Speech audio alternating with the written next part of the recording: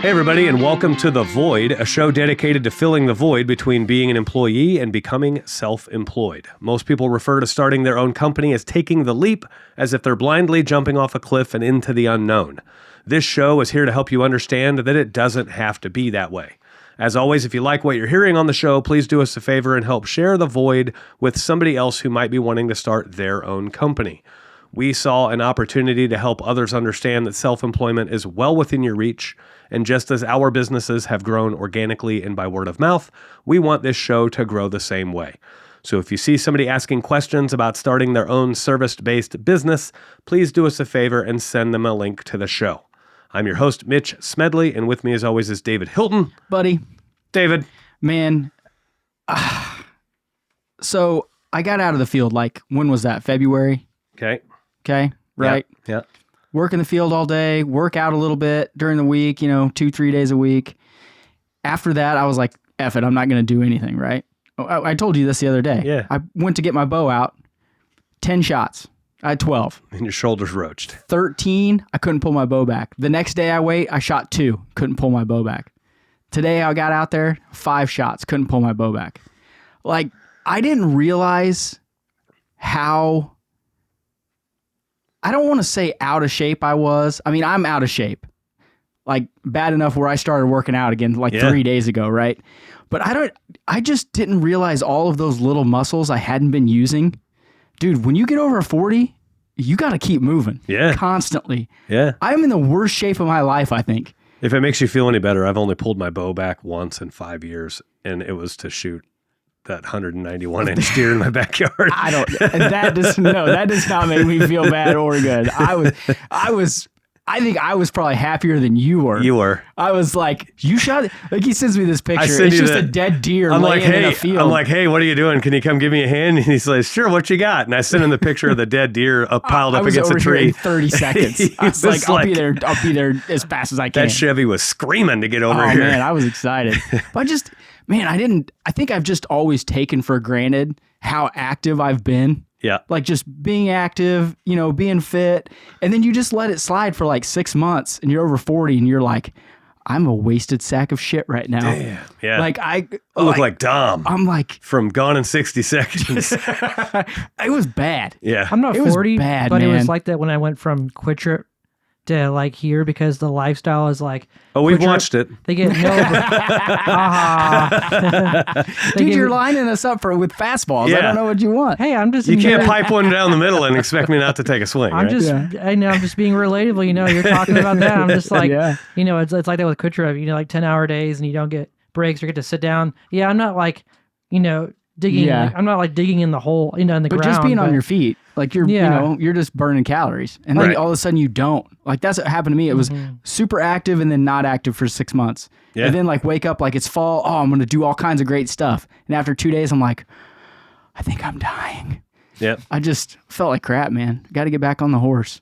Got to. I don't say this to brag, but I say this to add to your point. There's got to be something to be said, the fact that I am the most in shape in our company, and I do the least amount of physical work. Yeah.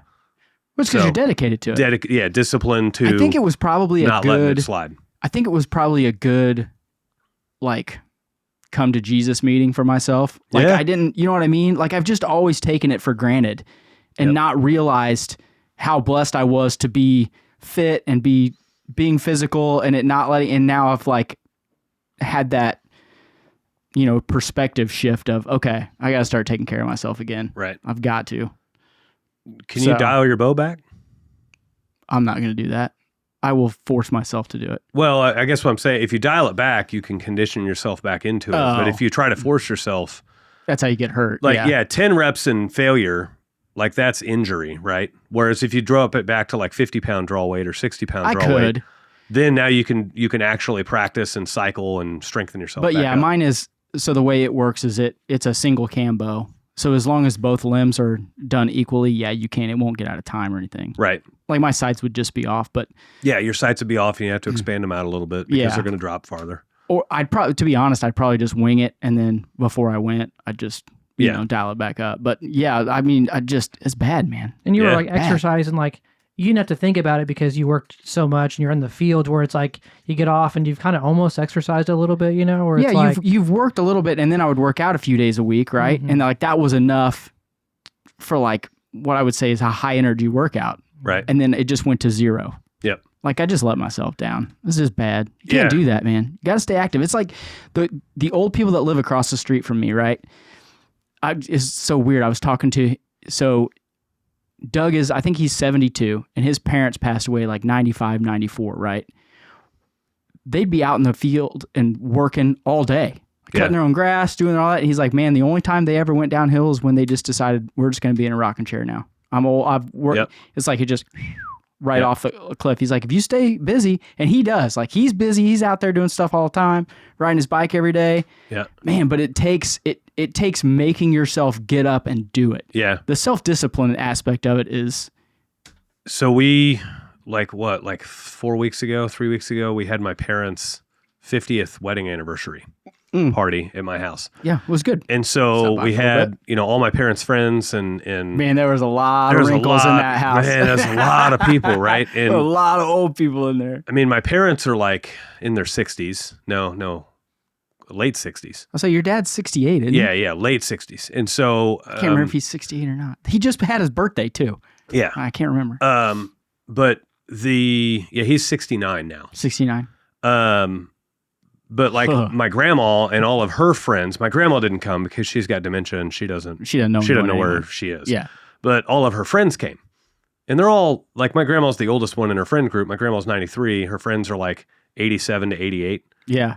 And they all show up and they're like laughing and walking around and kicking it and like, and they actively talk about how active they are. Yeah. And that's why they're in such great health and in such great shape and everything else. Like nobody lives past 90, 95. I mean, a couple of people live 95, 100 or whatever. But like as a large whole, most people are kicking it around late 70s, right? And so it really just comes down to like quality of life at the end and how rapid the decline, right? Yeah. There's a lady that was here. Her name's Bonnie. She is like the most active lady I've ever met in my life for her age. She'll be one of those people that's like active and running and going, and then all of a sudden she'll just like kick from a heart attack. Yeah. Like quality of life is exceptional all the way to the last second. That's what I'm hoping mine is. Yeah, that's what I'm shooting for too. Right. Like my grandmother, she's 95 now. She just quit mowing her own yard. Yeah. But she's still out there gardens every day.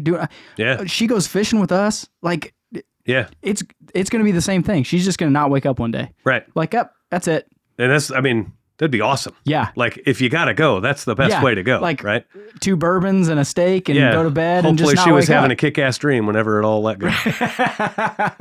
Roller coaster or, oh man, some family of it, like dreaming of some cool thing. And then all of a sudden, yep. That's the give dream, yourself a man. heart attack in your sleep. That's the dream. Yeah. Just wake up looking around like, where am I? Where am I? What I went the to bed in my bed. Fuck happened? like I guess it's either got to be in your sleep or in a way that it's just like so quickly. Yeah. So okay, this is like a like head-on collision or lightning strike. So this is like a side tangent. You know how it's like lightning strike. European countries, they random.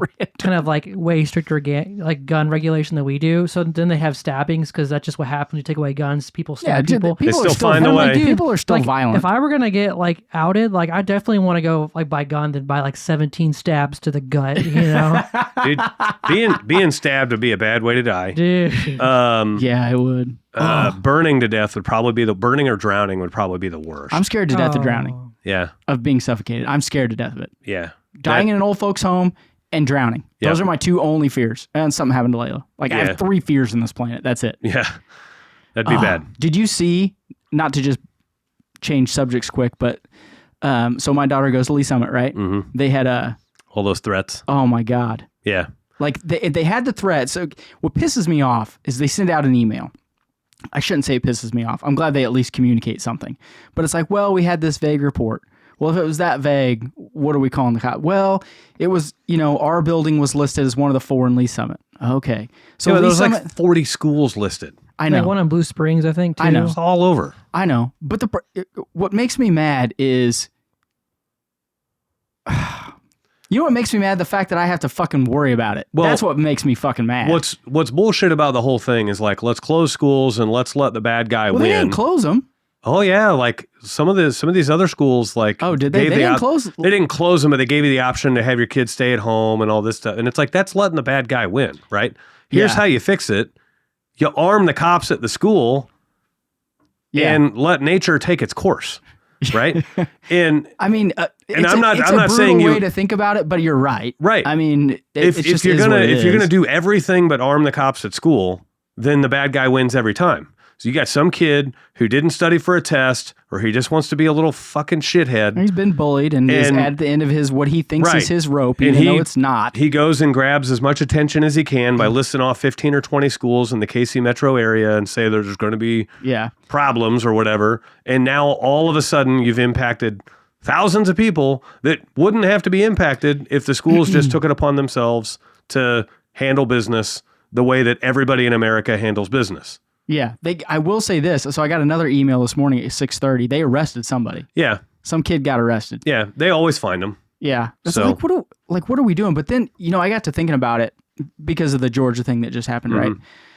Like, they did interviews with teachers about what they did, right? Because they all have these school shooting protocols now, right? Oh, yeah. Do they do it with the kids? No. So they just know, so they do it on their own, and then when something happens, they're just in charge and know what to do with their group. Yeah, whoever's in their classroom, you're in charge of them. So I struggled with this. So I read the first email, right? And my immediate reaction was, I'm going to pick her up from school right now. Right. That's just who I am, right? Fuck. But then, calmed yourself down, hey, it's probably not a big deal. You can't live in fear all the time. I tell people that all the time. You can't live in fear, right?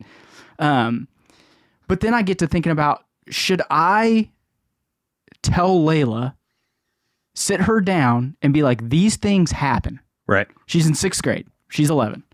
These things happen. If this happens, you need to do this.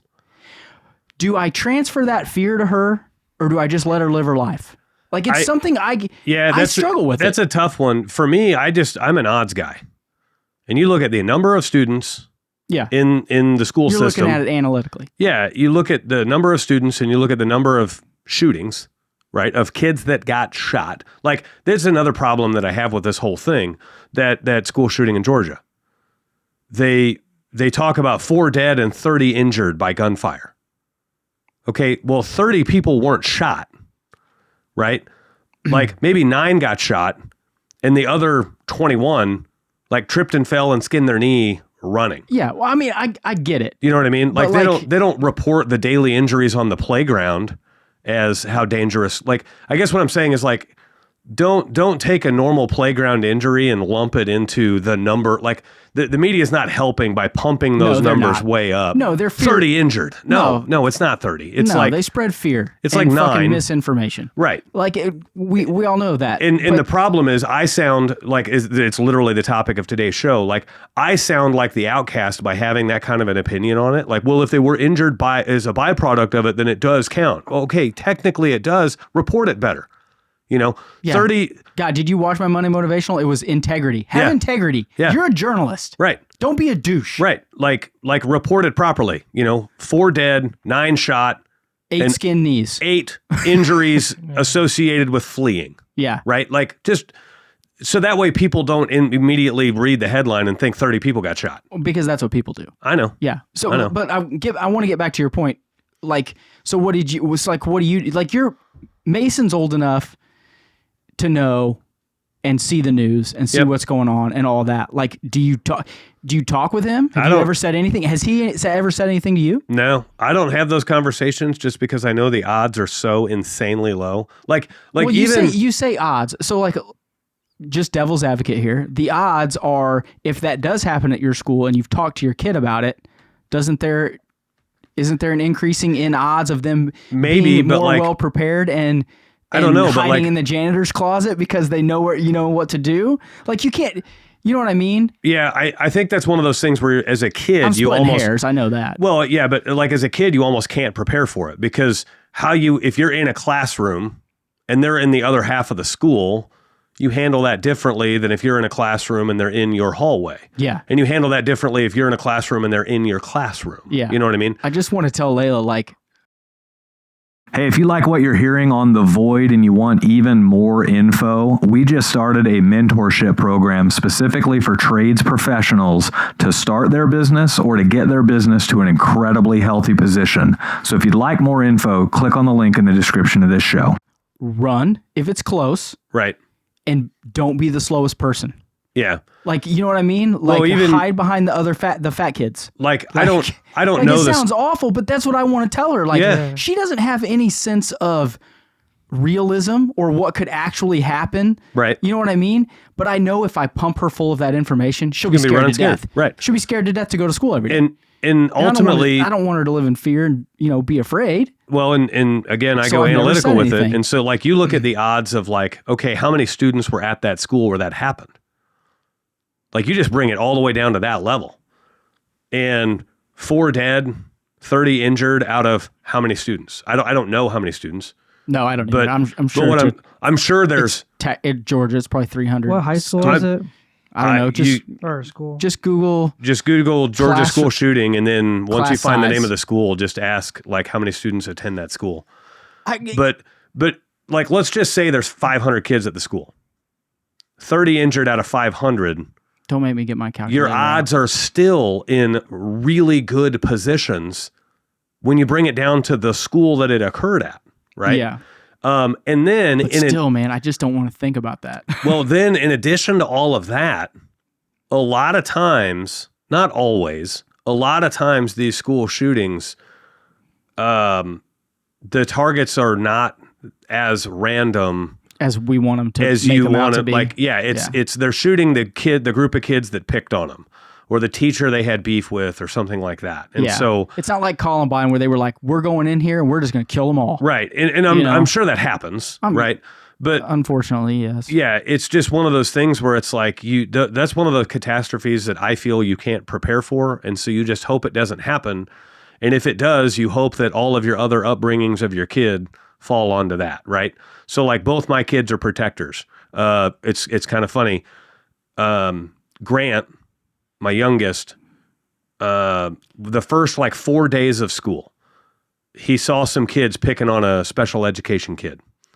And Grant walks straight up to him and says, "You guys got to knock this shit off. Like, for one, it's not cool to treat anybody like this, especially the sped kid."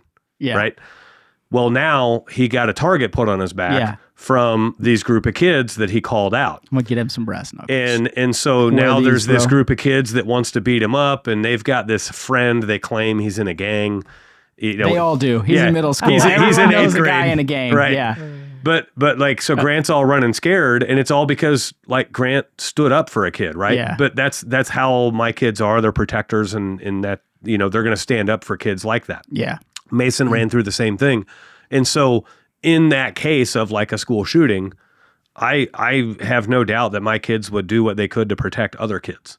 Yeah. You know what I mean? Like, it's just in their nature. Yeah. They've seen me go to the rescue of people day in and day out all the time without even thinking about it. Yeah. And like, we'll drive by somebody who gets a flat tire and pulls off the road. Yeah. And you're they'll be the guy like, out there helping them. Well, they'll I've ask me, helped- "Dad, I've you're going to helped stop, people. aren't you?" Yeah. Like, they just know that Dad, I'm we going to got stop shit and help. to do, man. Yeah. Well, it's weird. I wish people would have this conversation with their kids. This is a conversation I had with Layla a long time ago, and we talk about it. There's 3 types of people in the world, right? There's wolves, there's sheep, and there's sheepdogs. Yeah. That's it. What do you want to be? Lone survivor. What do you want to be? Yeah. Do you want to be looking out for sheep? Do you want to be protecting them against wolves? Do you want to be a bully, or do you want to just be a sheep? Yeah. No, you don't want to. She's like, no, I want to be a sheepdog. I wanna be a Dad." sheepdog. We talk about it all the time. Yeah. Like, I wish parents would just have that conversation. Yeah. Like, and we're gonna wrap this up because I don't want to talk about this the whole fucking show, but like that Georgia thing, saw they arrested that kid's dad. Mm-hmm. That dude should be put away. Yeah. Like, you cannot give a fucking AR Yeah. to a 14-year-old kid. You can't give a pistol to a kid either. Right. Like, they're both 21. This whole AR holds 30 rounds, blah, blah, blah. A fucking Glock 19 holds, I think, 19 or 20. Yeah. And I you think can it's change the 19. clip in a half a second. Yeah, or you can buy an extended clip and holds 30. They're Yeah. illegal, but you can get them everywhere. Yeah. Like, to be honest, if you're going to like go into a close combat situation and want to just kill people, a pistol's the way to do it. Yeah. But that guy should be going to fucking jail. Right. I hope he does. I hope they fucking kill his ass. Yeah. Like, what are you doing, dude? Right. Those guys, those parents are the problem. And I love how I hear this all the time. Well, I just didn't know that Johnny B. whatever was just bad. Well, it's because you're an absentee parent and you're a piece of shit. Right. Right. Okay? You had no That's fucking fucking clue. on you. Yep. First off, you probably shouldn't have had kids. Second, they should probably been taken from you. Right. Like, what are you doing, man? Did Be you figure involved. out how many kids go to that school? It's 1,894. Good God, that's a big school. Okay, so 30 out of 1,000. Was it a high school? I think it was a high school, wasn't it? Yeah. Okay. That makes more sense. The only thing is like, So that's like Blue Spring South, because their graduating class when we went was like 350.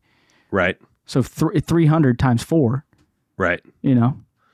Yeah, I mean, those are pretty astonishing odds. Like, even in that school, those are like, if you attended the Yeah. school, the odds of you. I tell Layla, don't bully kids. Right. Because like you Yeah. don't want to be on the receiving end, whether it's a punch in the mouth or something worse. Yeah. Not that I've said that to her, but like that's what I want to say to her. Well, and the term bully gets thrown around a lot too. Like, a lot of people, like, I get called a bully a lot. You are a bully. Because I hold people accountable. Yeah. Right. And That's what I mean, but that's not really what a bully is. If you upset somebody these days, you get labeled as a bully. And it's like, no, a bully is intentionally picking on somebody that they've identified as weaker and that they can get them to do things yeah. for like out of fear that pain Yeah. will result if you don't. That's a bully, Yeah. right? Yeah. Or picking on someone to the point where they like question their own mortality. Like, Right. what if, Right. That's a bully. A football coach is not a bully because he asked you to run ladders on the field. A Yeah. football coach is not a bully because he said, get your fucking head out of your ass and run the play, you know it. Yeah. Or study harder. Oh my God, he said, get my head out of my ass. Right. Yeah, you probably should. Right. Like, what? That's come on. not a bully, No. right? it's probably because Mitch tells me that all the time. Get your head out of your ass. it's probably like an age thing too, as far as like, I'm looking at the precedent set by like, okay, if your child does something, the parents could be held accountable. I mean, at a certain age, it probably has to be done away with because it's like you get a speeding or say if like Mason went out and got in trouble, it's like, should we then just start arresting everyone's parents? Well, intentionality would play a big role in Like, that. it would- Yeah. Like, yeah. if that person's intentionally doing something Like because a case by case. Yeah, it would be case by case. You're Like, enabling your child to go murder people. Like, That's a different standard than, oh, you mean my kid went speeding down the road and caused a crash like Yeah. all kids do? well, like Because they're not responsible. they're idiots. Like Right. now, if it came out to light that Mitch gave Mason 4 beers and said go drive the car around, Right. Mitch should be going to jail. Or if it came to light that I put, nitrous oxide on his car and said, go see how fast you can get it going down this neighborhood road, that'd be different. I mean, that's a gray line. Okay. Like I have him, Yeah. he's like, nah. See, that's the only thing that's just kind of tricky about that. Like it would have to be pretty evident that it was like, Yeah. you're shooting your kid up to go do Yeah. this because if, it's like if you are intentionally or unintentionally setting them up to injure others, like that's obvious. yeah. That's obvious. And then there would have to be probably an age limit too. Well, like, and if your kid breaks into your gun safe and takes a gun, like that's not intentionality. Like those parents shouldn't be at fault. Yeah. Like if Yeah. Like it would be definitely be a case by case rather than Oh, just yeah, saying you'd have to. because then otherwise Yeah, you you're can't gonna have have like blanket coverage. parents everywhere going to jail for their kids. Well, and maybe, maybe some of them should. Maybe. the other thing that you see a lot of now is either completely absentee parents or way overbearing parents, right? And so like, real life examples, my kids were playing in the creek. There's a creek that runs through the middle of our neighborhood. And my kids were down there playing in the creek and It's a stormwater refuge, but yes. yeah. And some It's an oil some filled- crotchety old lady, like for all the yards that back up to the creek, there is the neighborhood owns that green space that is the Yeah. creek. Yeah, yeah. And Yeah, it's some common of ground. Yeah, some of these yards aren't very steep and the neighborhood's perfectly okay if people want to mow beyond their property line. Yeah, to make it look nice. And it makes it look nice. Yeah. Well, these people assume that if they mow it, they own it. And it's still Yeah. green space, right? Yeah. And so the kids are playing down in the creek and everything else, and this crotchety old lady comes out and she says, you guys can't be here, you're trespassing, you have to go home. And Grant, doesn't give her any lip. And he's like, my dad says I can play here. And she says, this is private property, you can't play here, blah, blah, blah. And Grant's like, my dad says it's okay. She's also the same old lady that's like, these kids need to get outside. They're inside too much. Yeah. Like, Well, so Grant calls me from his he now has a cell phone, so he calls me. And Oh, he's this like, is recent. yeah, this is just this weekend. I thought you meant this was like old. No, this was just this weekend.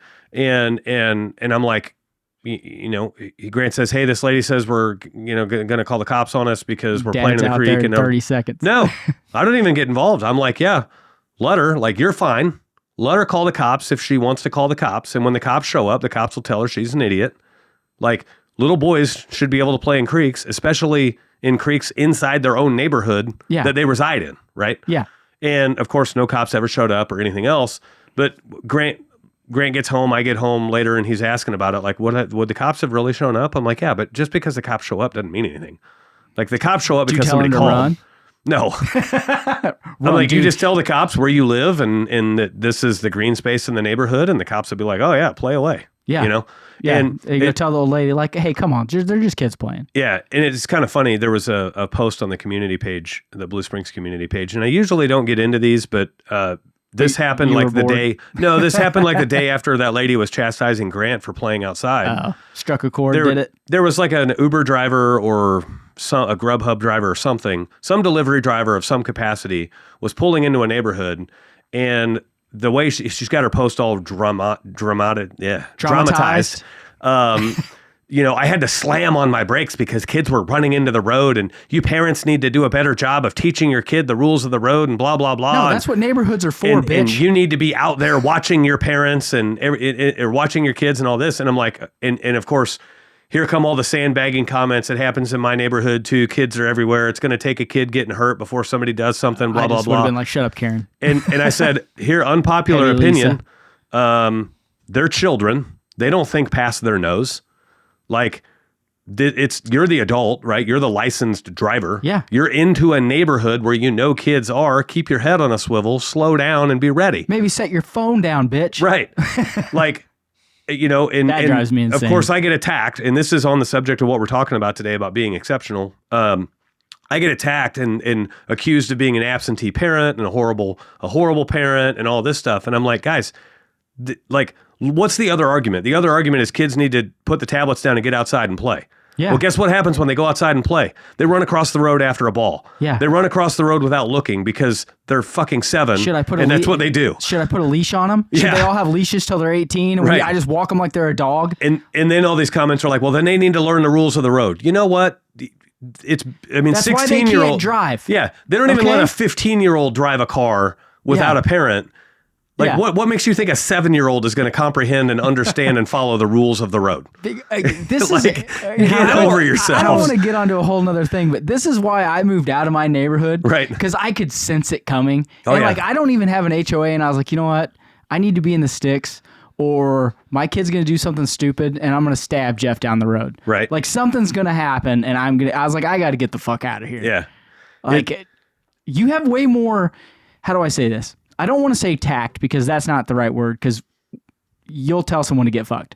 You have more patience with not stabbing people in the neck than I do. Yeah. Like, you know what I mean? Like, I know my limits. I had to go. Yeah. Mitch can handle it. He can walk out there and be like, you know what, Karen? Just shut your ass. Yeah. And then he's totally fine with just turning around and walking back home. I am not. Yeah. That is not in my level. This is respect. Yeah. I'm giving you props here. I don't know how you do it. Remind me later. We'll get started on this topic, but remind me later. We can't talk about it on the show? No, we will. You we going to will. jail? I just want to get started on the topic first. But it hasn't been half an hour of nothing. Last Thursday night, I told a cop to fuck off straight to his face. And I'll tell you a little bit more about that later. Because I did that like 6 months ago down my street. Okay, I like it.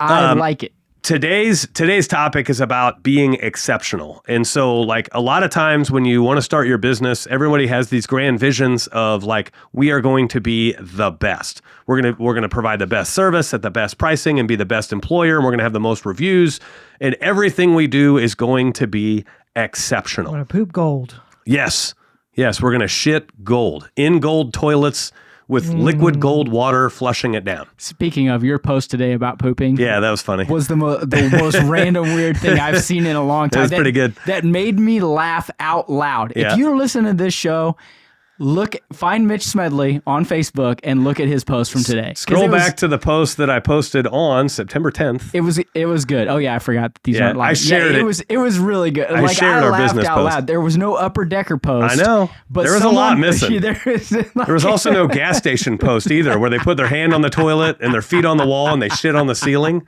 That wasn't on there either. There was a lot of good ones on there, though. Yeah. The backwards one, I was like, oh, never seen that before. Yeah. Toilet tank makes a good table. Sorry. Yeah. I laughed out loud. Are you tired of complex and high credit card processing fees? The Void Podcast has negotiated exclusive rates for the Void listeners.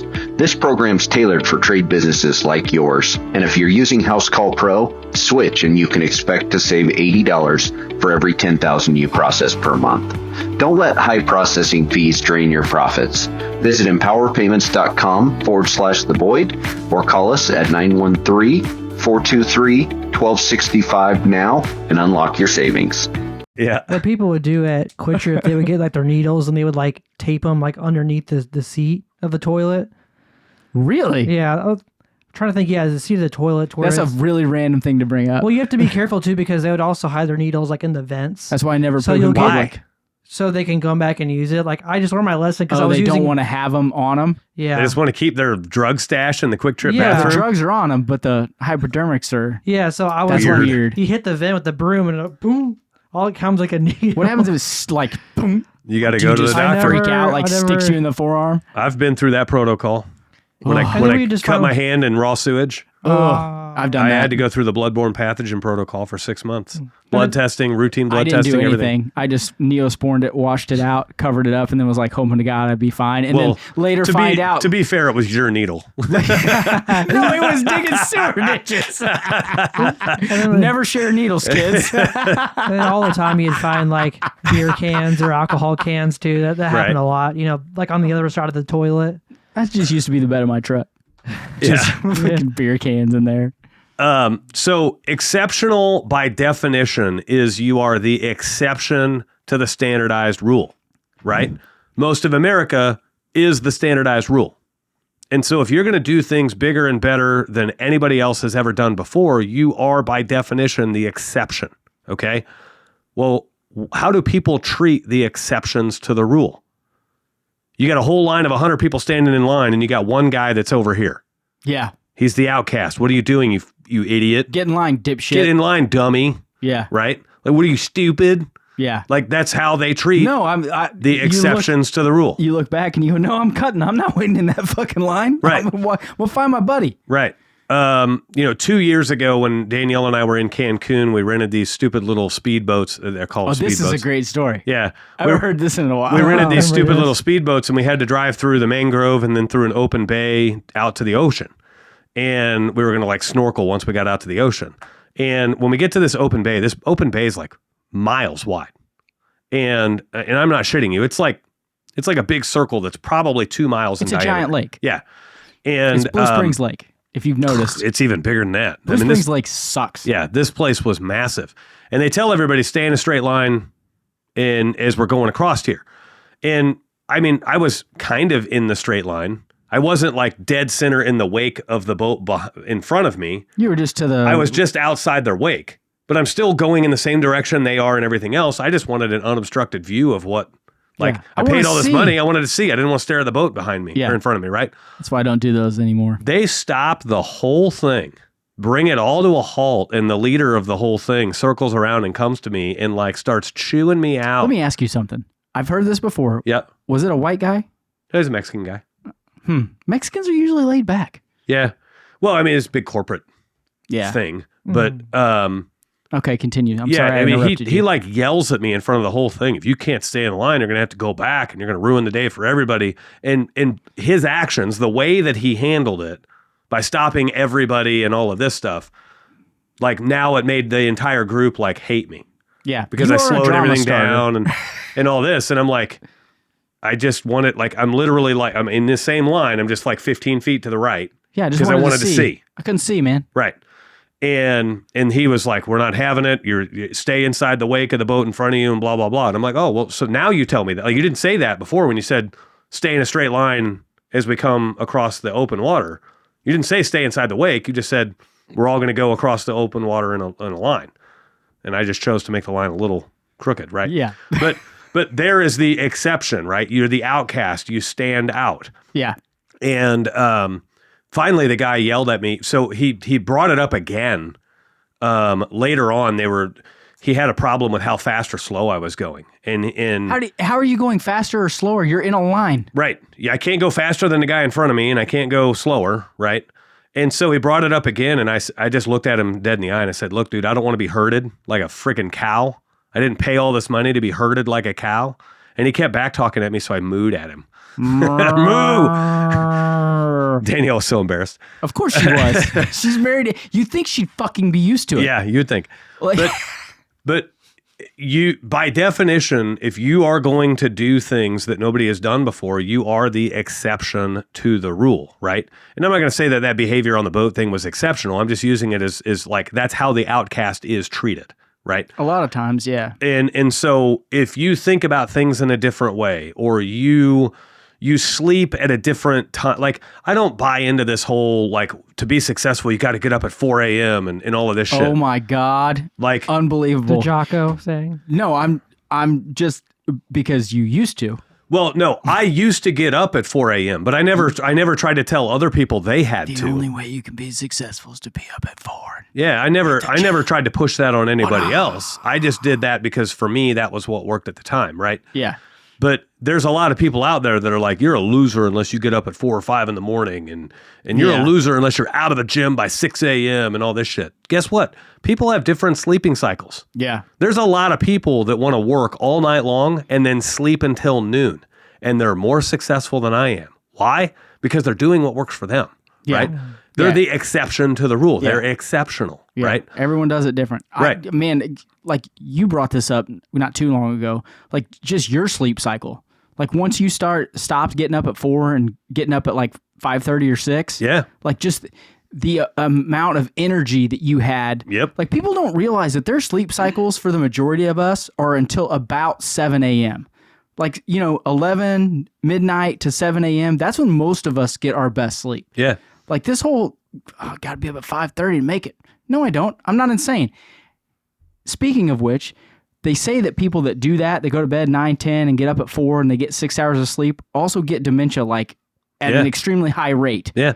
So maybe sleep a little bit, you fuckers. Yeah, like for me, I used to sleep 6 hours a night, and if I could get 6, I was good. And my productivity increased whenever I started making sure I got 8 hours of sleep. Yeah.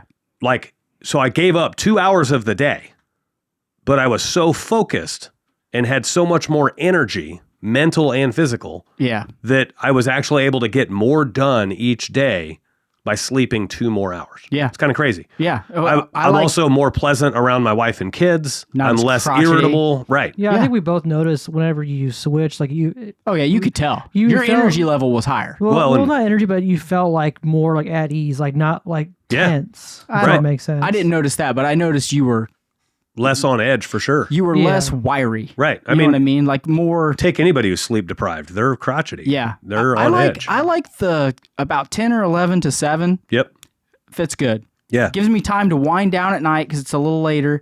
And as long as I'm up, and I say 7, it's really like 6:30. I'm Yeah. laying there for a half hour probably, Yeah. getting my brain going and all that. But like that works for me the best. Yeah. That's why I like that 11. Like I'll do like 10 or 11 to 7. Like just Yeah. Yeah. For me, it's like 9 or 10 to 6. Yeah. Same thing, just an hour offset, Yeah. right? And mainly like our kids go to bed at 9. So I go to bed at 9, and Yeah. usually by 10 o'clock I'm asleep. Yeah, we've completely gotten So- off topic, but like Well- I will say this, like the sun, it messes with me bad. Like when the sun is up, I'm up. Yeah. Like right now, the sun's not getting up till about 7:15. I'm like, man, what the hell? Right. You know? Yeah. Sun cycle doesn't affect me until we're way off, right? Like daylight savings time will affect me a little bit, That's so I hate that shit. but yeah, it's dumb. But like as you're being exceptional, Get us back on task. you are Mitch. going to have unpopular opinions. Get used to it. Like look forward to it. Because if you want to be exceptional, you will be misunderstood. Look forward to people who do not agree with you. look forward to people that do not think you're doing the right thing. Yeah. Right?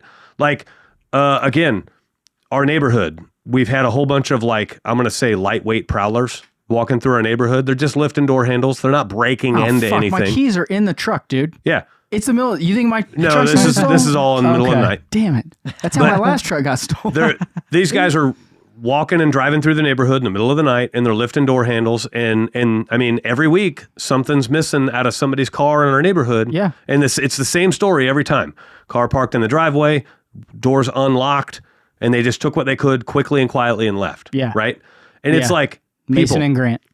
Well, it's like, guys, how long? Like every car or every house in my neighborhood has at least a 2-car garage. Most of them have a 3-car garage. Some of them even have a 4-car garage. But the problem is their life is so disorganized. Their garages are packed full of so much horse shit. They can't get their car in the garage. Yeah. And so then they try to make it a community problem that they don't use the garage that they paid damn good money for, and they don't lock their doors. Or just lock you're in the driveway. This is how my truck got stolen. I parked it outside with the doors unlocked with the keys in it. With the keys in it. Right. Yeah. Lock your shit. If you're too lazy before you go to bed to go outside and lock your car, right? Like there's no hope for you. Yeah, and I did it. We left our garage door open twice that I'm aware of, and both times shit got taken out of our garage. And so I added sensors to our garage doors so that when we set our alarm at night, we're notified now that the garage doors are also closed. I got to get an alarm. And it was just a simple mistake. I got cameras and guns, but no alarm. Right. This was just a simple mistake. Like, you know, people accidentally leave their doors unlocked. People accidentally leave their garage doors open. Like, you know, our main neighbors will message us. We'll message neighbors, hey, your door's open, you know, all that kind of stuff. But like, hey, dude, shut your shit. I'm not condoning criminals. Like, thievery is still blatantly wrong. But like, it doesn't take much to protect yourself. My neighbor, 2 doors down, he got, right when they moved in, he got a 4-post lift installed in his garage, in his 3rd-car garage. And he's over there bragging about it as they're anchoring it into the concrete. He's like, I see you work on cars. If you ever need a lift, I got one. And you're like, how do I even walk around this thing? I shit you not. It was garage? A week later, and he had so much shit packed in his garage. Couldn't use his lift. That lift is the most expensive shelf ever. That lift has never seen a car. He has cars, like he'll put cars on jacks and on blocks in the driveway and work on them. Because he can't use his lift? Because he can't use his lift. And I'm like, boy, it sure would be nice if you had a lift. Wow. Like pull your head out of your ass. I can't go back to not having a garage. Like ever since I started using ours, I'm like, it's so great. Yeah. Right. It's just a little peace of mind when you're asleep, you know? Well, too, it's like when I think I did have to park outside once recently. I can't remember what for, but I got back in the car and it was like 1,000 degrees in my car. I'm like, this is what it was like parking outside. Well, hey, what's that guy's? Give me his address and stuff. I'm gonna see if he wants to sell a lift. He's 2 doors down. I know. I'd love to have a lift. So all of that thievery has been going on in our neighborhood, and there was just a post about it, I think this morning or last night. You know, everyone loves to showcase their ring. Like this is the problem I have with security cameras. We're getting way off topic, but I like it. No, it's still being exceptional. Ish. You have all these security cameras. Cool. You got a photo of the guy that stole your shit. Yeah. That doesn't do anything. No. Nothing. No, you need one that wakes you up at night, shows the live camera view, and you go outside and deal with it. You need one with a radio controlled gun on it, and you can just shoot them right there from the screen. I love my cameras. Like I'm just saying, when my shit goes off at home, my phone goes boop boop, and I can hit watch live view. Right. And I can literally see what's happening live. Here's the non-exceptional standard for that. I don't have a Ring camera. Mine aren't rings. I know. I don't go out there, fucking blast a motherfucker. You know? Yeah, his alarm had a trigger on it. Yeah, old school. So a lot of our employees have a Ring. A lot of customers have a Ring. Well, now with so many deliveries that come to your door every freaking day and so many solicitors. Yeah, they just what do close people out do? The notifications. Yeah. Oh, it's just my Ring going off. Oh, it's just my Ring. Well, what the fuck is the notification doing if you've like literally training yourself to ignore it? I love how people will ignore that, but then every time that Facebook thing goes off or that Instagram thing goes off, gotta see what's going on. Gotta open it. Up, Right. up, Right. up. Stop. Right. And so like all my neighbors are all posting pictures of this guy lifting door handles, and here's the car that he got Did out of. you put on there? Maybe you shouldn't have quieted all your notifications. No, I just said parking in the garage for the win. It's literally that fucking simple. You sandbagging son of a bitch. I love And I'm it. getting, well, this doesn't make it safe in the neighborhood and they still shouldn't be stealing and blah, So blah. what do they wanna do? You're right. But So like, go back to your original point. Like, what do they want to do? They just keep saying it's not safe in the neighborhood. Like, what do you guys want to do? they just want to live in victimhood forever, not clean out their garage, leave their cars outside Yeah. unlocked, and then be prepared to bitch when their car gets broken Maybe into. all motherfuckers need to have garage sales. Right. That's what you should say. Now, Maybe you need to get rid of some of your shit. All right, so you've newly started your company and you're trying to pinch pennies. However, you don't realize the biggest thing that's hurting you right now is not gathering all of your information into one spot and making it super efficient for you to use. So the answer is Field Pulse. It gets you off of paper tickets. It gets you off of all of that crazy office work at the end of the day and reconciling all that stuff. And it lets you organize everything with ease. It puts it all into the computer. It actually puts it all into the cloud. So it's not even putting it on your computer. And it lets you organize your customers. It lets you organize all of your service calls. Heck, it'll even route you to your service call. And the best part is, even after all of that, you'll probably realize about a 100% growth in your business just in the first year of using Field Pulse. So if you'd like to check out Field Pulse and see what great looks like, click on the link in the description of this show. I can say all of that while saying that I'm perfectly okay hanging out in the neighborhood for some shady activity and go pop a cap in a motherfucker. Like, like I'm not saying like let thieves win by parking in the garage. I'm just saying you have to do what it takes to protect That's so yourself good. while also reducing the crime Like rate. two things can be true at Yeah. once. Yeah. It's the same thing as, man, I'm out of shape and I eat too much and I don't eat right. Okay, so what are we doing about it? Yeah. Diet And still work for me. Yeah, we're like, okay, so why are you bringing it up? Yeah. Get off your They just want ass. something to complain about, right? This is how we started the show. I literally have been complaining because I'm out of shape and like feel like shit. Right. Like I immediately, when I recognized that there was a problem, let's deal with the problem. Yeah, address Let's not complain. Let's find a solution and Yeah. move on. Punch that problem in the mouth. This is like Jose's call from Yeah. last night. Yeah. Jose Reyes Portillo. But it's like the practicality of, okay, like while we're figuring that out, like, you know, get in your garage. Yeah. Like, Well, Yeah. and so like, let's talk, like, I'm going to bring it back to like my own, because I don't want to be one of those podcast people that talks about shit but doesn't live it, right? So let's talk about First being, off, you and I live everything we talk about yeah, on totally. a daily basis. Like the exceptionality thing, just like to get back on topic, like I didn't notice it really at first. Like when I was doing my own thing, my own business and living, you know me, I just live life how I want to. I don't really care what anyone else thinks, right? Right. I give no F's about anything. I never really noticed it that or thought about it as I was just living differently. right? And it was preparing me for later, or Right. that when I had success, people were like, the most common thing is, dude, what are you fucking doing? Right. I'm doing what I want. Like I never noticed. Yeah. Like I just did what I want, lived how I want, and ran against the grain. I didn't care. People would say shit, didn't bother me. I didn't Right. give a fuck. But now looking back, like having this conversation, it's like, oh yeah, I was just different. Right. I was just doing things differently, Yeah. and I didn't care.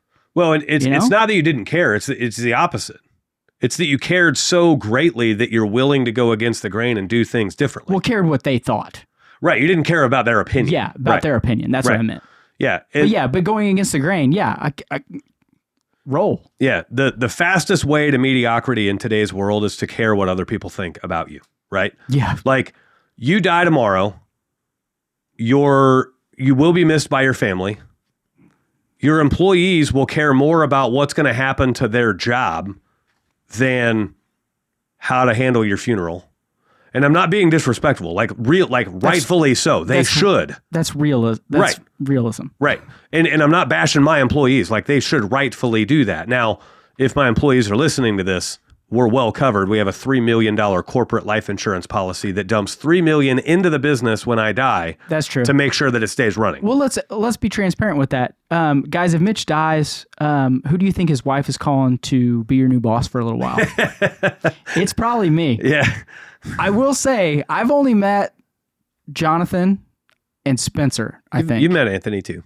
No, Anthony and Spencer, not Jonathan. Okay. I confused those two John guys. and I missed our opportunity because he was on top of a van Friday. Awesome. That means I would be your boss if something Yeah. happens to Yeah. Mitch. Well, John, of course, He's gone. I can't. Fired, motherfucker. John was saying all the I'll quiet give you a parts. severance. Well, John was saying all the quiet parts out loud. He's like, can I have the boat if you fall off? And Oh, no, the boys will be getting that. Yeah. She'll keep that. She's got to rake in a new dude. She's gonna have that boat. Yeah, there you go. Need a driver. But you're right. You're right. Yeah, as you're growing up, so like you've always been a saver, right? And you've always been an investor. You were the exception. Most people don't save at the level you saved. No. And now it's just normal for you, right? So now you have this nice nest egg, and most people are like, damn, how did he pull that off? Well, he's been the exception for like 25 fucking years. Yeah. Yeah. You know, for as long as you've been producing an income, you've been saving Yeah. You should have seen Janine's and investing. the look on her face in 2008 when the market crashed, and I said, we're doubling down on what you're putting in Yeah. there. And she It's was like, time to buy. she was Everything's like- on sale. She was like, what do you mean? I was like, we're putting everything we can in there. Yeah. Everything we can, we're putting in there right now. Yep. We literally started like the week after that shit hit the fan. Like we were putting money in there and it was still dropping. Yeah. I'm like, don't worry, it's gonna Keep keep going. going. Keep It's gonna going. keep going. And Sale just got literally- better. Yeah. Yeah. Like that's the only good thing about Kamala. If she gets elected, Right. there'll be another fire sale. Yeah. Like, hello, Yeah. Start buying. start buying. Right. Yeah. And then if the country ever pulls their head out of their ass, actually, it doesn't even matter because you're buying at such a cheap rate that even if it slowly goes back up, Right. you're still good. You're still good. That's another topic for another day. buy low, so high. So some realisms about like exceptional things that we do in our company. We decided to do the Family First program, right? Where we donate free plumbing repairs to people that need them. And we've inspired a lot of other people to try it. And we hear a lot about people that do it. And unfortunately, we hear a lot about people that try it once or twice and then give it up. Yeah. I couldn't afford to give up the time. I couldn't afford to make the sacrifice. I got taken advantage of by a person that didn't actually need the help. And they were just using us for the free work and all this shit. Well, guess what? If you're going to do something exceptional, you're going to have extraordinary shit like that happen against you. It's fine. Yeah. It's the nature of the beast. That's right. And It just is what it is. that's why we called it Family First, and that's why we do it on the first day of the month, because if we wait until the last day of the month, if we have the time, if we have the money, if we find the people, if you put that many ifs in line, it will never happen. Yeah. So we do it on the first. We literally start the month in the hole on the P&L because we're doing work for free and not getting paid for it. And I'm still paying my guys to do this work, Yeah. right? That's an exceptional thing that we do that has put our business at a different level than most. Other things, 1,000 Google reviews inside of 4 years. There's companies that have done more. yeah. There's significant amounts of companies that have been in business 4 years and they don't even have 100 Google reviews. Yeah. Right? It takes exceptional planning and exceptional processes and exceptional effort I would say to get those. It takes exceptional dedication. Right. Like you can't, the problem with things like that, and I'm using it just as an example, is it's like when you save a penny. One Google review, who cares? Right. No, it's the fact that you have done it every day, 4 times a day, Right. for a year. Well, That's how you, it's the same thing as saving. Yeah. It takes a little bit at a time. Yeah. Okay. You're not just going to hit the lottery. You got to just work at it. Okay. Right. You work at it. Beat every customer to death for it. Right. Next thing you know, 2 years has gone by and you got 1,000. Yeah. 3 And- years.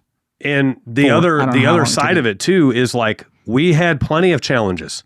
I mean, we would wake up and Google's removed hundreds of reviews overnight, and we got to go battle for those. Yeah. We tried a new technology feature that we even talked about on this show, and then later found out, We're talking about the cards. the tap cards Yep, with the the tap AI cards. replies. Yep.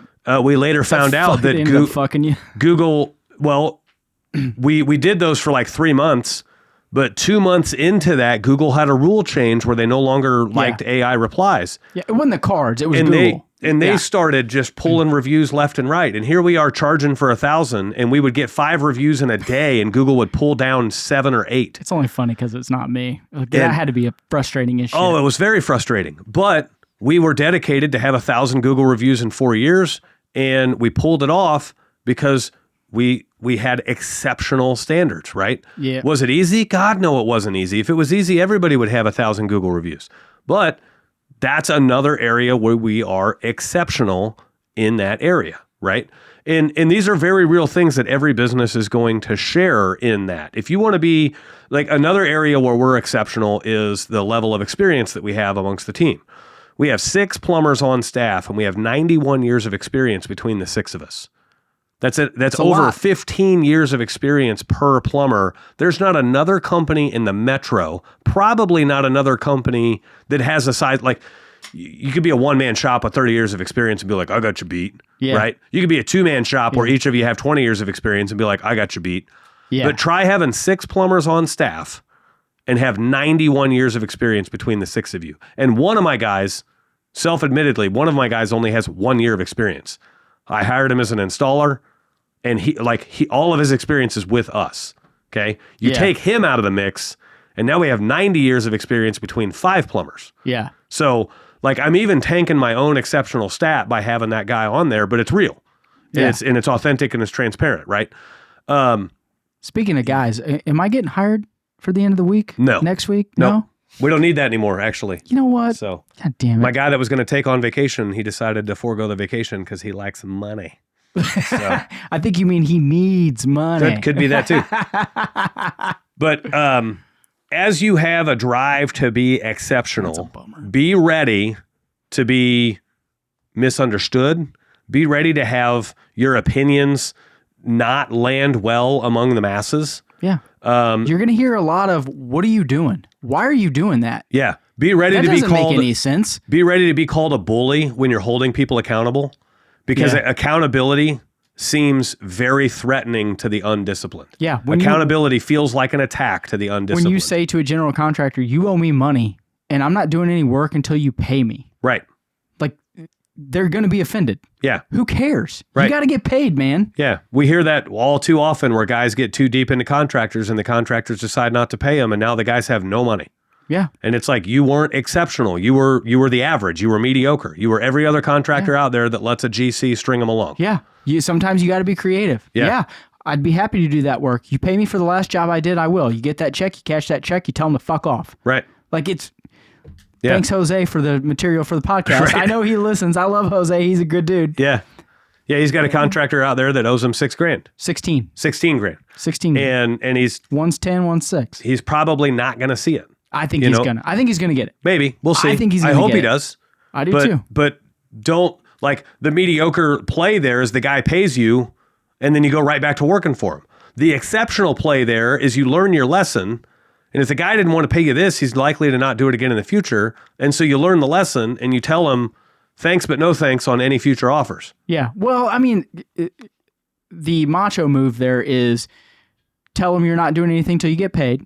You get paid, right? And then don't do any work like with any, like, I'm done, where's my check? Yeah. Like, that's the only way you're doing work anymore for that person. Prepay. And then, or prepay. Right. And then as you find other contractors, when they call you and say, hey, I'm expecting you over there to do this for me, you're like, nah, I'm good. Right. No, Well, I'm good. I got someone else to replace you. Can Sorry. you... Fuck you. The GCs do this, realtors do this, where they want to pay you after completion. Realtors love to try to pay you with a check at closing, right? Man, and they turn you into the bank. I feel feel like we bash realtors on here a lot. Well, we do because they earn it. Most of them are pieces of shit. 90% of realtors are the most disrespectful, untrusting people out there. Yeah. 10% are freaking amazing, right? Yeah. But the problem is, it's the 90% that will give realtors a bad name. Yeah. I got a buddy of mine that's a realtor. I go to lunch with him at least once a month. Choke him to death. He has work that he needs done on a house he's selling. I love when they act like their job's hard. Like, I've done so much work and I did all this and I got 30 grand. You didn't do anything. Yeah. Fuck off. Right. You don't know how hard it is. No, you don't know how hard it is. So this buddy of mine that's a realtor, he needs like $500 in work done. And he's told me up front, he's like, unfortunately, nobody has any money to pay this. All their money is in the equity of the house. So we don't have a choice but to pay you at closing. So what I'm going to do is I'm going to have you do the work literally the day before we close. And so instead of stringing and doing the work now and then closing in like 45 days and stringing you along for 45 days on payment, you're going to do the work and then I'll drop a check by the next day. And I'm like, cool. Yeah. Finally, an honest, transparent, caring realtor. Yeah. That understands I ain't a bank. I don't loan you repair money for 45 days. Yeah. Right? Call your bank if you need a loan. Like we talk about this like jokingly, half jokingly with some of the guys, like you need to start implementing interest rates into your like signed contracts before you do work. Yeah. Like, those are the situations where you need to be doing that. Yeah. Like, that's another topic for another day, but I mean, my accounts receivable is $800 right now. Yeah. That means so for those that don't know what accounts receivable is, that means that's money that's coming my way. Work that I've done where people haven't yet paid. That work was done months ago. It's all with one contractor who loves to slow play us. Hey, give me their address and information. I got nothing to do, man. I'm looking for shit to do, man. This guy loves to slow play us. Shit. So he currently owes me $800. He asks us to go bid another job for him. I'll bid a job, right? Yeah. So you'll take bids. We go bid the job. It's about $7,000 in work. And he calls me up. $15,000, bitch. He calls me up and he's like, hey, my agreement with this customer is net 45. So if you are cool with that, we'll do the work and then you'll pay me net 45. Nope. And I literally just told him flat out, I'm like, dude, my agreement on the last 2 jobs we did with you were payment due upon completion. Those were months ago and you haven't paid those bills and that was only $800. Where do you think I come up with any trust that you're going to pay me $7,000 in 45 days? Yeah. What did he say? And then he's like, well, it's just how it works and blah, blah, blah. And I'm like, no, it ain't how it works. That may be how it works for companies that you're using that are going to go out of business, but it's not how it works in my company. I said, you're a GC. You have literally zero risk. I fucking love it. Zero. You're going to take my $7,000 bill. You're going to mark it up by 20%, which means you're going to hand them a bill for $8,500. Yeah. Okay. That's math. They're going to pay you $8,500. And then you're going to, once you've been paid, like under your guide, like under what you want to do, you don't want to pay me until you have their $8,500 check in hand. Yeah. And then you hand me the check for $7,000 and then you pocket the 15 for making a phone call and doing nothing. Yeah. Zero risk. No risk. Right? Pay me my 7. I said, here, like, I'm not taking the deal because I have all the risk in the game. I got to risk my guys on the job. Yep. Physical injury, everything that it takes to show up on the job. Comp, money out of pocket, just driving trucks to the job, wear and tear parts. on the vehicles, like everything, right? Yeah. And then I got to pay for the material. I got to pay for their labor.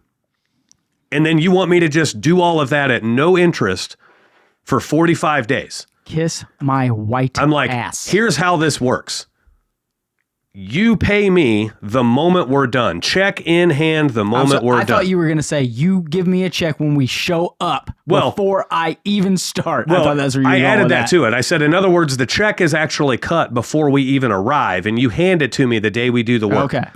And then you make your 20% by floating the cost of this for the 45 days. Yeah. And then it's called perspective, dude. And then they pay you the 75 or the 85 that you're going to charge them. Yeah. And you made your $1,500 for making a phone call and floating that money for 45 days. That's how you work as a general contractor. That's how you have skin in the game. And guess what? If they decide to slow pay you, it's on you, not me. Right. Yeah. If they decide to slow pay you, you're going to go after them because that's your money, right? Yeah. Well, right now, if I don't collect it payment due upon completion and they decide to slow pay you, you have no reason whatsoever to pursue them for the money because you aren't out anything. So you could care less if they slow pay you. Yeah. All you had to do is make a phone call. Who cares if you didn't make the $1,500? Right. It means you don't get paid, but it also means you didn't lose any money. Yeah, but it means Meanwhile, I got to go. I lost all the money. Yeah. It means I got to go burn their house down and then drive to your house and burn it down too. Imagine driving through McDonald's. $1,500. Imagine driving through McDonald's as a realtor and saying, hey, can I pay for this with a check at closing when I sell this house in a month and a half? Yeah. No. No, they're going to say no, right? Well, let's get to the biscuits here. Did he do it? No. Oh God, no. Yeah. But he's so dumb. He's like, well, I guess it doesn't sound like you want the work. No, I want the work, but I want to get paid for the work. Yeah. Dumbass. Like, we don't do this for free. Yeah. Like, yeah. You don't want to do this for free. I don't want to do this for free. His name's not Brad Harris, is it? No. I had a guy that I think was expecting me to do net 30 on $200 for video work. $200. Dude, what are you doing? Yeah. Somebody in that office bought donuts and pizza for everybody. They can pay your fucking bill. Yeah. They It's got a that credit simple, card. They got right? a credit card. And net 30 is dead these days anyway. Like, Like with his if I can order something off of Amazon right now and it's on my doorstep at 4 a.m. Yeah. There's no reason you can't pay the bill that you've already gone through all of the protocol to approve. We are at a weird time, right? Financially, this whole big, I don't want to change subjects, but this whole, they're going to get rid of cash and blah, blah, blah, which they shouldn't. Maybe. But we're already 90% rid of cash. Yeah. We're cashless 90% now. Yeah. Right. Relax. Right. But we're to the point where people want to still act like, how do I say this? We're on the balancing point of where people are paying with checks and people are wanting net 30, but those people are retiring and moving on. And young guys like us are starting to, I say young guys, are starting to take that over. And it's just like one of those things you have to deal with. Right. But as far as being exceptional is, don't be the exception to the rule as far as I want to get paid now, not I want to wait. Right. The standard is, I didn't say that very clearly, but you knew what I meant. Yeah, the standard is small-time contractors get fucked over by these general contractors because the general contractors string them along on payment and string them along on everything else, and then until they don't have enough money to operate. And that's just the tip of the iceberg, right? The general contractors also string you along on scheduling. They make it impossible for you to build your schedule because if they're unreliable to pay you, they're definitely unreliable on when the job's going to be ready. And, you can be here at this day, and then you show up and it's not ready. And now you've wasted a day, and now you're scrambling to find your crews. And it all runs together, right? So the exception to the rule is, homie, don't play that game. The exception to the rule is, no, when I come to your business and put in a water heater, you pay me that day for the water heater. Game. Well, I haven't heard that since about 2003. Right. I mean, imagine the power companies. Imagine calling the power company and being like, hey, can you hold that bill until the customer pays me and then I pay you? Well, could you hold my power bill until my work picks up and I get some things some jobs come through that I did last month because I just don't have them. No, they're like, we're shutting your shit off. Well, so the kiss of death for this guy, because he kept trying to turn it on me as if I don't want the work. And he asked me that twice in texting, and I flipped right back around and I said, look. No, dude, you write me a check right now. I'll be there tomorrow and do the work. Yeah, I said, stop asking if I don't want the work. I want to get paid for the work I do. Immediately. I said, if you're too broke to afford my bill, then maybe you need to go to the bank and get a loan. I'm not a bank. I'm not loaning you repair money for 45 days, especially when you have a track record of not paying me for the other two jobs that total $800. Yeah. If you can't pay me $800, where's my expectation that you're going to pay me $7,000? Did you get the $800? No, we still haven't gotten the $800. Do I know this guy? No, you don't. I think I know. I think I'm going to start being a guy for hire. Well, just carry around some sandbags. I mean, we flagged his account, do not ever work for anymore. I pepper him with emails and get, he think I'm working on it. Oh, it's coming. Oh, checks in the mail. Just how many checks have you put in the mail? Go slash his tires and put a note on his truck that says bill paid. Don't say Smedley. It just says bill paid. And chances are, if he's treating me like this, he's treating a whole lot of people like this, and so he would have no clue who did it. That's what I'm saying. Bill paid. Just leave it. Right. Which one are you? I'm not saying I haven't pulled a couple valve stems in my day. Well, I mean, here's the thing, though. I'm just saying that doesn't pay. I'm not going to waste my time and still not get paid. You know what I mean? Man, this is what we were talking about. This is the difference between you and me. Right. If I don't feel vindicated at least a little bit, right, I harbor that. Right. Okay. Yeah. But the exception to the rule is hold yourself to a higher standard. Do it for you, get paid for the work you do, and don't sign up for work that you don't think you're going to get paid for. Yeah. That's it. That's the exception, right? I mean, when you get down to it, exception is not caring what anyone else thinks. Normally people will not go at a customer like that because they care, well, what's he going to think if I say that? What's he going to think or tell other people if I do that? Right. Don't care what they think. Just don't care. At what point does it doesn't matter what they think because they aren't paying your bills. Yes, that's my point. Literally, they physically aren't paying your bills. They are paying their bills. What they think. Right. But even then, they'll be like, well, I may get a bad review or I may not get more work. Who cares? Yeah. Who cares what they think or what they do? It's zero. This is a weird. Let me see if I can find it here. Say, this is sort of somewhat an enlightenment for me because there was this guy that I pitch work too, and I communicated that like I don't do this whole like net 30, like I get paid like that day. And I ended up like we scheduled it, but it got rescheduled and it never worked out. And I was kind of thinking like, oh, that's a bummer. But I'm like, maybe they just never had the money to pay me in the first place. Yeah. So You dodged a bullet. Yeah. So I'm looking at it now like, oh, I dodged a bullet. And I think it happened with another guy too, where the guy that I think maybe expected me to do the net 45 or net 30, like I reached out to him.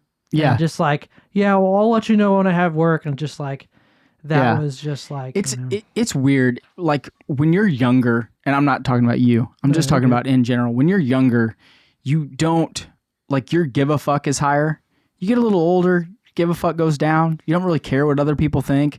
Like and I still like, and it doesn't matter if it's business, if it's personal, if it's whatever. It just people misplace. How do I say this? People put too much weight into what other people think and how it's going to affect them than it actually does. Right. Like a perfect example of this. I don't know if I should say this on the show or not. So my tattoo on my left arm. Right. Okay. American flag, we the people, I love America. Mm-hmm. Everyone fucking knows that listens to this show.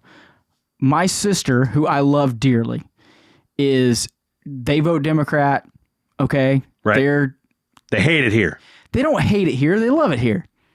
But like she literally asks me, we're on vacation in Florida. She literally asks me, or she says to me, I just don't think I would put anything on, like I wouldn't put anything permanent or anything like that because like in a roundabout way of what other people in the world think about our country now. And I'm literally thinking, why do you give a fuck? Right. What I didn't say this to her because I love her and I was not ruining my vacation. Right. Like, why do you care what anyone else fucking thinks about this country or where we're at? I don't care what Joe Blow, who's my best friend, lives down the street from me, thinks about it. Right. I don't give a fuck. I do shit for me. Right. You know, I do shit that I want to do. Why would I put any weight on what someone else thinks that I don't even know or their perspective? Yeah, they'll never meet. Like what? Yeah. Like like my mind was blown when I thought about it. Oh yeah. Like what? Yeah. What? I don't want to fly an American flag in my yard because people in the world think that this country isn't doing the best or that, we invade other countries. So what that actually is. What the fuck kind of bullshit is that? What that means is they're ashamed of their own country, but they're too afraid to admit it. And so they're putting that blame on other people. Well, I think they think this country is bad. And so I don't want to represent this country because they may think it's bad. I think that she literally thinks that this country's probably shit. Like, I think that she probably thinks, oh, we should do this way and we should do that. But it's like the reasoning behind it is what other countries do. Yeah. Or like, do you not know that we're still at the top? Yeah. Like, we're not Dubai. We don't, have gold vending machines. We don't have the best skyscrapers. We don't have this. But you know what? Our women can walk around without covering their faces. Right. Like, what? Yeah. What are we? It's against the law to beat a woman here. What are we doing? They just don't have how great do you reading programs like Cuba does. How do you even have? Yeah. Like, I don't want to get fired up, but how do you even care what anyone else thinks to the point where you won't do what you want to do? Yep. And business is the same way. Why do you care what Sally down the street thinks about, oh, you should run your business this way? Fuck that bitch. Right. Do what you want to do. Don't. It's insane to me, man. It's fucking insane. Right at a year ago, September 18th, 23. I made a post on Facebook that says, I used to care what other people thought about me, and then I tried paying my bills with their opinions. Turns out you can't deposit the opinions of other people. Did you rob that, or was that just something that's good? Yeah. And that may be one of the best things you've ever said and or posted, or that's good. Right. If they don't pay your bills, who cares what they think? You should put that in our group. So then, in our Tradewinds group. In Tradewinds, December 13th, 2023, I said, if they don't pay your bills, ignore their opinions. I've spoken to my brother-in-law. It's a story about my brother-in-law. He's super critical of my socials, of how much I post and what I post and everything else. He's a piece of shit too. Right. Does he listen to this show? I hope he does. They do because we don't communicate to them at all. So literally, they try to wrap their head around everything that's happening in our life from the little snippets that they get from this show. I hope to God that I meet him someday and he's like, "You're a piece of shit." I'll fucking knock his goddamn teeth out. I'll make it short of this. So that's fine. Put what it I'm on saying, there. what I'm saying is Do this. it. This isn't some. I ain't scared of. I ain't scared of shit, Austin. I care what no one thinks. This isn't some trendy thing, right? So my socials make my brother-in-law uncomfortable. And I said, you will make people uncomfortable as you grow and develop. Be ready. Be ready for criticism. Be ready for people to tell you how you've changed. Be ready to move away from those who had the opportunity to grow with you but chose to stay in the same place. Right? Yeah. One of the things that happens during the personal development journey that people are on, we're all on it. Some are in a faster gear than others. Some choose not to be on it, even though we still are. Too. Like Right. as you get older, things change. You know, it's an evolving process. You grow and develop, and those around you have the opportunity to grow and develop with you, and they choose not to. And so you will outpace them. You will outgrow them. You will grow to a level where they no longer serve you. That is perfectly okay. That's not saying they're bad people either. And it's not They're saying just you at can't a be different friends with them speed. either. Right. They're at a different speed or a different pace on their journey than you are. It's fine. Yeah. But recognize that because they will hold you back, especially if you're in the pursuit of exceptionality. If you're in the pursuit of doing things better than anybody has ever done them before, you will catch flack, you will catch criticism. But if their opinions paid your bills, then listen to it. If their opinions don't pay your bills, then fuck them. Yeah. And you don't have to be mean about it. You don't have to be like, fuck you, your opinions don't pay my bills. Just be like, thanks for the advice, we might take it, right? Yeah. Austin and I get tons of criticism on our YouTube channel. Yeah. Tons. Fuck them. Right? And you know what's funny? Like the number one criticism we get is excessive background music. Okay? Now, what's funny is not one person that's ever criticized, like I'll go stalk the people that are criticizing our videos. Not one person that's ever criticized our videos has more than 4 videos on their own YouTube channel. Not one. Yeah. And that's a stat I actively look at because I'll You stalk got so them. much time. I don't get it. No, what it is I'll stalk them. I'll realize you haven't done shit. Yeah. And then I'll clap back at them and 'cause I'll be you're like, looking yeah, for the loudest perspective. cries come from the people that are doing the least. Yeah. Like when you have a video that has 500,000 views, let me know. Yeah. And then I'll listen to you. Yeah. But until you've done more than me, Yeah. Why would I care what you think? Yeah, I'm not- yeah. You know, this is going to probably be weird for you. One of the greatest compliments I've ever gotten, and this was I was probably 24 or 25 years old. Your brother looks at me. I don't even remember the context or where we were, but I was mouthy and talking shit and doing all this. He literally looks at me and he says, "You don't give a fuck what anyone thinks, do you?" Yeah. And I was like, "No, I don't." He was like, and he literally looked at me. He's like, "Dude, that's awesome," and laughed out loud. Right. Like, and I will remember that for the rest of my life. Yep. Like, and what's weird is I don't know if it was the compliment or that it was coming from him or that it was a self-realization moment for me. Right. It was probably more of a self-realization moment for me that he's right. I literally give no fucks what anyone else thinks about me. Right. I will do what I want and what I think is best for my personal growth, family growth, whatever, and I'm just going to roll with it. And I'm not going to cow down to whoever else Right. and be part of the minutia that is reality. Right. That is fucking living in the Midwest. That is, just being part of the same old. Yeah. Like I'll remember that forever. Yeah. Like he just looks me in the eye and he goes, "You give a fuck what anyone else thinks, do you?" I was Yeah. like, "No. No, dude, I don't. I don't give a fuck what anyone else thinks." Alex Hermosi is a guy that I follow on social media. If you don't know who he is, follow him. He's got some really cool shit. Nah, I'm good. I can only keep track of so many is my problem. 2 days ago, he posted, if you die in 20 years, your friends and family will argue over who gets what. No, they won't. I got a will. People will want food to eat. The topic will shift from your life to their life. They'll drive away thinking about their looming to-do list. They're no longer thinking about you. Some people won't be able to make it to your own funeral because something came up. Do what you want. Yeah. In other words, just like you said, stop caring what other people think. Yeah. Their opinion doesn't matter. And Well, I don't want to. I don't want people to get confused because like Mitch's opinion matters to me. You know what I mean? It's different whenever they've gotten into your circle. Well, that's what I'm saying. I'm saying people that are strong influences on you and that are rowing in the same direction is different than random people that don't care or don't know, or people that are close to you, right, but are doubting you or trying to slow you down. Right. I just want to be clear on that. Yeah. And so whenever I talk about depositing the opinions of others, and turns out those checks don't cash, right? Those checks don't cash, bitch. Your opinions cash. Yeah. Because we have the level of care and trust with each other that if you're going to get serious about something, I'm going to listen to that opinion because it has an impact on my finances, right?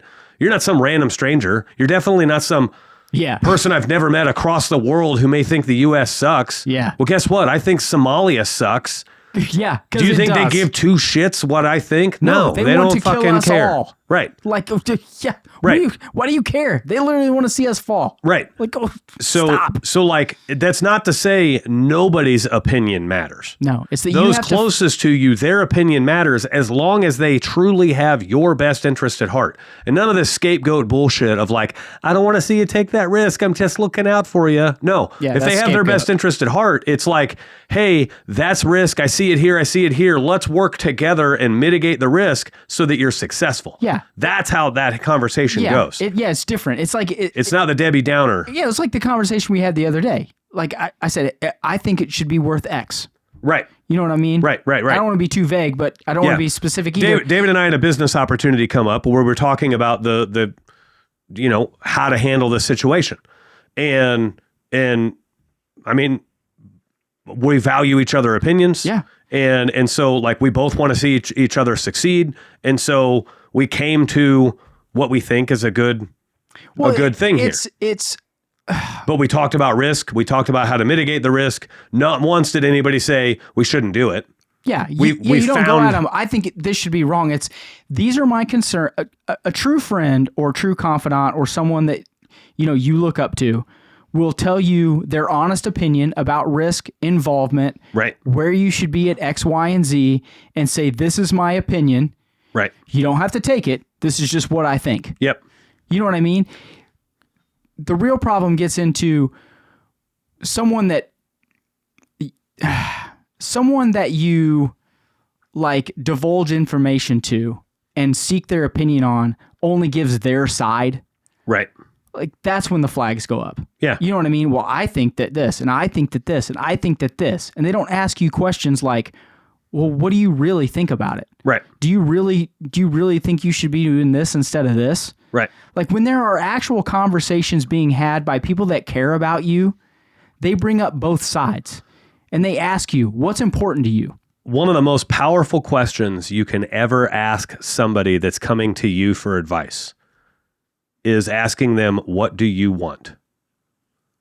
Yeah. Because you're going to learn real quick what motivates them and what drives them. Yeah. And if somebody comes to you and says, oh, should I market? Should I not market? Should I buy the truck? Should I not buy the truck? Should I hire the guy? Should I not hire the guy? Yeah. I like to start by learning. Sometimes I don't even have to ask a question. Sometimes they tell me. But I like to start by learning, what do they really want? Do they want growth? Or are they trying to act like they want growth because that's the popular thing to grow and scale your business, and they don't actually want it? Yeah. Because if they don't want growth, they're going to fail. They're going to fail horribly if they try to grow. If they try to grow. You have to want it, right? Yeah. Same thing goes for the other way. Do you want to stay a one-man shop? Because if you don't want to stay a one-man shop and you want to grow, you got to handle those situations differently than if you want to stay a one-man shop, right? So asking people what they want and getting to the root, like you got to get behind the bullshit of what the first answer they're going to tell you is what they think you want to hear, right? And so like with TradeWinds, we're in the business of making people's businesses grow, right? Yeah. And so we'll ask people, what do you want? Oh, I want to grow. Well, I know you say that, but like, what do you really want? What's your ideal day look like? What's a dream day look like for you? Yeah. Is a dream day turning wrenches and making people smile and fixing their shit? Or is a dream day sitting on a beach while your company runs autonomously and you're just reaping the rewards of building an awesome business? because those are two greatly different goals. Yeah. And if you want to be turning wrenches, but you say you want to be sitting on a beach, you'll forever be turning wrenches. Yeah. And that's the good thing about trade winds. Like I don't want this to be a trade winds like spinoff, but like we don't care what you want. We just want to know what you want so we can help you get there. George Diaz. Yeah. I love using George as an example because he's a fucking stand-up guy. Right. Like he's a one-man show, wants to be a one-man show.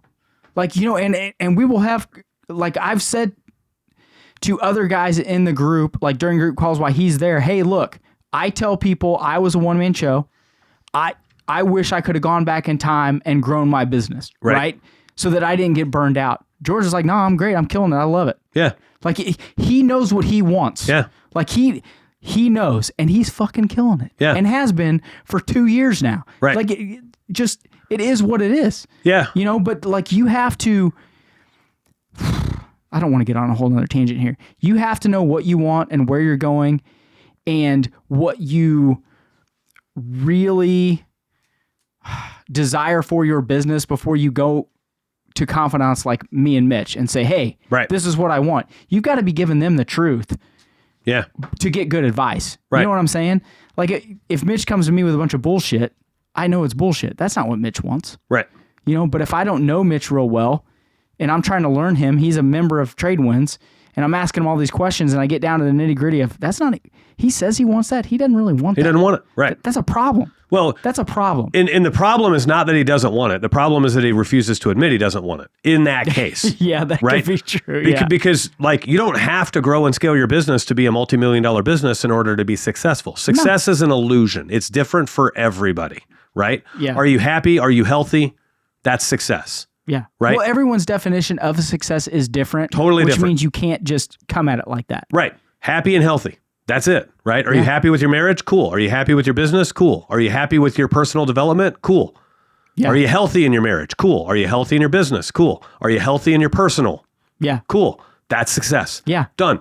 Yeah. It's that simple, right? Is Mitch's definition of healthy with his money 5 million? Or is it lower like mine? Like 2 million? I'm just throwing out numbers. Right. You know what I mean? It's perspective. It's a perspective thing, right? Yeah. There's a lot of people that would love to have $100,000. And there's a lot of people that are like, I blow through $100,000 in a week. Dude, I need 10 million. I've literally had this question asked me before in front of someone we know. Literally asked me and another guy. We were standing right next to each other. What's a lot of money to you? And the guy said $35,000. Like if I had $35,000, I could be killing it. And he's thinking I could pay off this and I could pay off this. And I looked at him, I was like 10 mil. Right. And the kid looked at me like I was insane. I was like, no, dude, at 10 mil, I could get the farm I want, could pay off my house, I could have a couple of cars that I love. Janine could not work and I could still work, and my kids live off the interest. And my kids' college would be paid for. Like that's the number it would take. Right. And like he looked at me like I was insane. Right. And I was like, no, it's perspective. I've been on the planet long enough to know that those are things I want. Right. Other people would have said 100 million.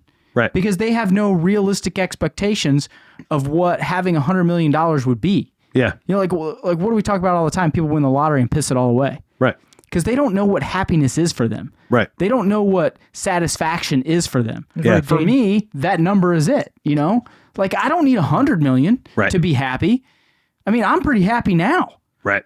It's pretty dangerous to be in that spot of like not knowing what your goal is, but you're like, all I know is I just got to go out there and do it. Yeah, not knowing what makes you happy, not knowing where you want to be in life, and not knowing expectations, and then someone handing you $100 million is a very dangerous thing. Yeah. You know what I mean? Absolutely. That's how waste happens. That's how, people say, well, more money, more problems. Yeah, it's because you don't know what happiness really is. Right.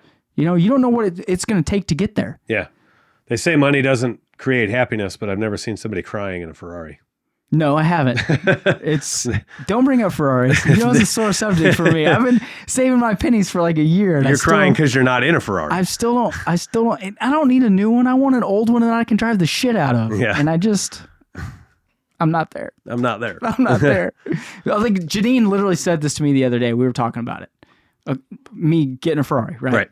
And I want an older Ferrari that I can drive, that's fun, that I can take care of, all that fun stuff. She's like, if you sold your boat and you sold your guitars and you sold your gun all your guns, you could almost like you could put like 50% down, and I was like, but then I'm not happy. But that's like that's a gut check moment. Yeah. Like, oh, have you ever heard that joke of like, oh wow, you ever heard that joke of like, wow, you must be filthy rich. You got a boat like that. And it's like, no, I'm not rich because I have a boat like this. Yeah. Well, at least you're happy. And it's like, well, I'm only happy because I have the boat, right? They're like, well, why don't you sell the boat? Well, because then I wouldn't be happy. Yeah. Like, yeah. It's a catch-22. It's a catch-22. She's like, and I looked at her and I was like, if I sold that Camaro I bought you, I'd be a lot closer there you to go. it. And she was like, fuck you. Yeah.